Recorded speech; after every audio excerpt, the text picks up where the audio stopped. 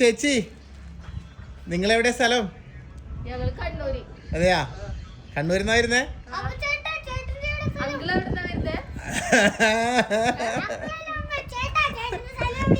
അങ്കിളവിടുന്നായിരുന്നല്ലേ?